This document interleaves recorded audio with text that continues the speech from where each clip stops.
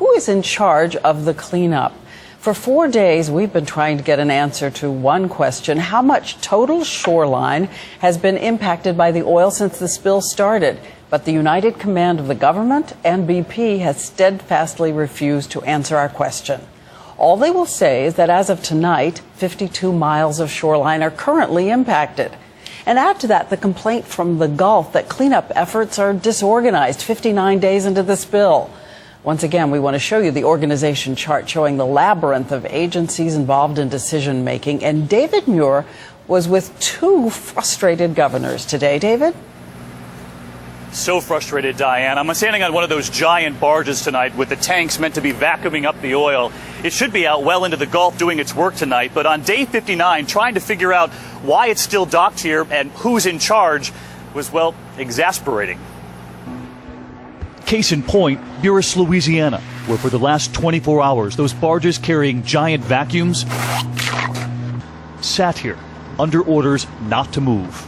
All 16 of these barges have been halted. Is the most frustrating thing. Louisiana's governor told us he wasn't told why.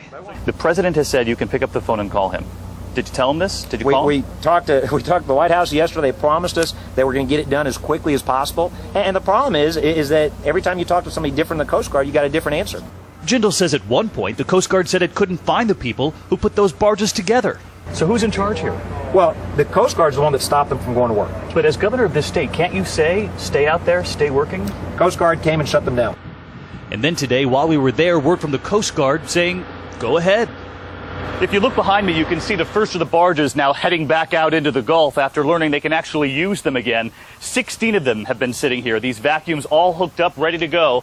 The governor says they could have been collecting oil. And this sort of confusion is still everywhere.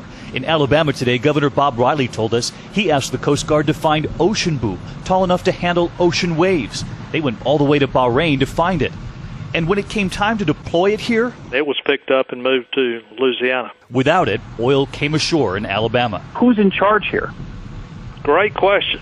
The governor says there is still no one person saying yes or no. He says governors come up with their plans working with the Coast Guard, but then he says all of those federal agencies start weighing in. Fish and Wildlife, EPA, OSHA, all with veto power. While back in Louisiana tonight, a frustrated Governor Jindal, too, doing the math. Remember when you and I last visited one of these? He said during our visit, they sucked up over 4,000 gallons. During that visit, David, so how much oil could have been collected if there hadn't been that delay? Yeah, incredible. 4,000 gallons, he said, and we were only out there for about an hour last week with that vacuum. So in 24 hours, this one barge could have picked up 96,000 gallons of oil. People laughed at these vacuums, but they've been making a real difference. This one's got to get out there tonight. And again, two governors now saying they cannot get straight answers. Thank you, David Muir.